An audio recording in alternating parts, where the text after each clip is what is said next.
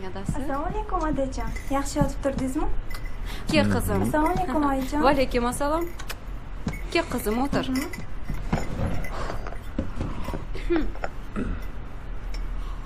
Qizim, hammasidan xabaring bor-a? Bo'lajak kuyov bilan tanishib olishing kerak. To'y kuni ham belgilandi, to'g'rimi? O'ylaymanki, gaplarim tushunarli bo'ldi. Ha, aytgancha, u seni tashqarida kutyapti.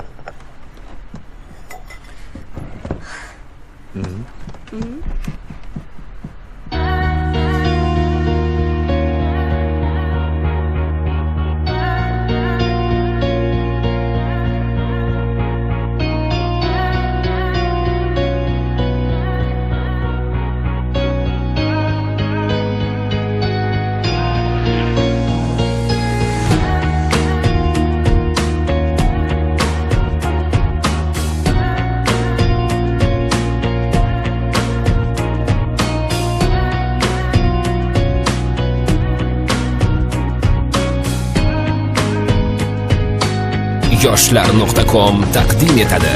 Mazmunsiz bu kunlar, maqsadsiz orzular yuragimni ezar. Sendan qolgan tog'lar, negadir sen mendan ojiz bu sevgimdan ketgansan. Sababsiz yog'gan bu yomg'irlar, dardlarim yangilar.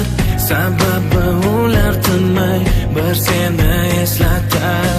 Sen mendan ketgan kun xayolimda kezar.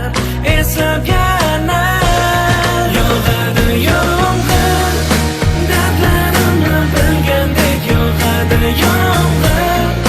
Sendan ayrilganimga u ham guvohdir.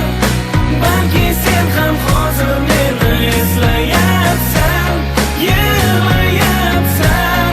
Yog'ar yomg'ir, go'yo so'larimiz to'kinlar bir marta. Sen ketgan kunda ham esla yog'adi yomg'ir. Seni menga, balki meni senga eslatar. Tinmay yomg'ir, yog'ar yomg'ir.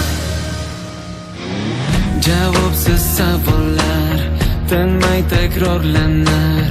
Nega bu sevgimiz sarobga aylanar? Hatto osmon yig'lar ahvolimga qarab. Biz nega uchrashdik va ayrildik, ne sabab? Bizlarni shu yomg'ir uchrashtirgan axir. Endi uni bizga dardosh qilar taqdir. Ketma-ket savollar, javobsiz javoblar, yuragimni tilkalar. Yog'gan bu yomg'irlar. Bu nimasi? Shu shavaq qayerlarda yuribsan? Sen bilan uyda bo'lganda gaplashaman. O'tar mashinaga. Yog'adi yomg'ir, dardlarimni bilgandek yog'adi yomg'ir. Sendan ayrilganimga u ham guvohdir. Balki sen ham hozir meni eslayapsan, yig'layapsan.